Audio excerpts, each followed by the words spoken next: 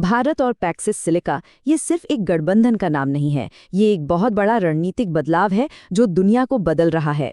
तो आज हम इसी कहानी को समझने वाले हैं, एक ऐसी कहानी जिसमें टेक्नोलॉजी है, रणनीति है और ग्लोबल पावर में एक बड़ा शिफ्ट है। जरा एक पल के लिए सोचिए, क्या हो अगर कल सुबह दुनिया की सबसे जरूरी टेक्नोलॉजी अचानक खत्म हो जाए। मतलब आपका फोन, गाड़ी, यहाँ तक कि शहर की बिजली सब बंद। है ना एक डरावना सा ख्याल। इसी तरह के किसी बुरे सपने को हकीकत बनने से रोकने के लिए दुनिया की कुछ सबसे बड़ी ताकतों ने मिलकर एक नया पावरफुल गठबंधन बनाया है। एक ऐसा गठबंधन जिसका सिर्फ एक ही मिशन है, हमारे डिजिटल भविष्य को बचाना। तो ये इतना शक्तिशाली गठबंधन आखिर है क्या? चलिए अपने पहले सेक्शन में इसी को जानते हैं। एक नया टेक अलायंस जो सेमीकंडक्टर और एआई के भविष्य को महफूज रखने के वादे के साथ आया है। तो ये पैक्स सिलिका असल में है क्या चीज़? इसे एक तरह का स्ट्रेटेजिक टेक शील्ड समझ सकते हैं, जिसकी लीडरशिप अमेरिका कर रहा है। इसका मेन मकसद है सेमीकंडक्टर, एआई और ज़रूरी मिनरल्स के लिए एक ऐसी सेफ सप्लाई चेन बनाना जिस पर बाहरी ताकतें दबाव न डाल सकें। और देखिए, बात और भी इंटरेस्टिंग हो जाती है जब हम ये देखते हैं कि इस एक्सक्लूसिव टेक क्लब में शामिल कौन कौन है।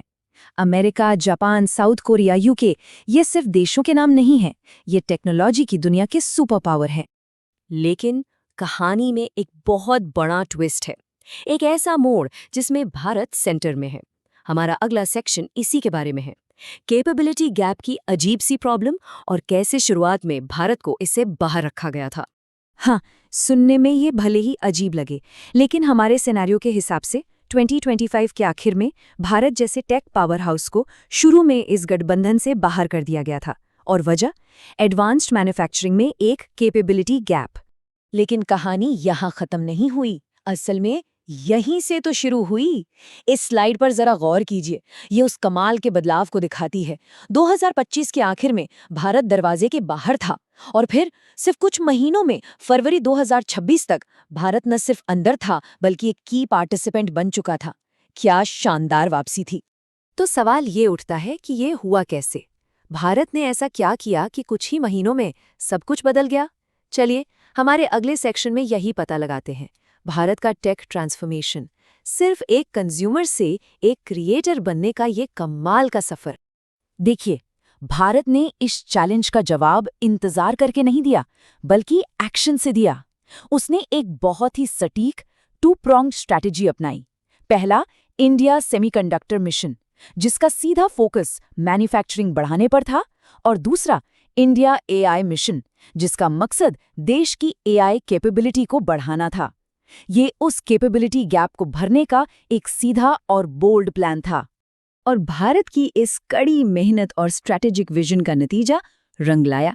अब हम कहानी के उस हिस्से पर आते हैं जिसने सब कुछ बदल दिया, पैक्स सिलिका में शामिल होना, जो ग्लोबल टेक में भारत के लिए एक नए चैप्टर की शुरुआत थी। और वो तारीखी दिन था 20 फरवरी 2026।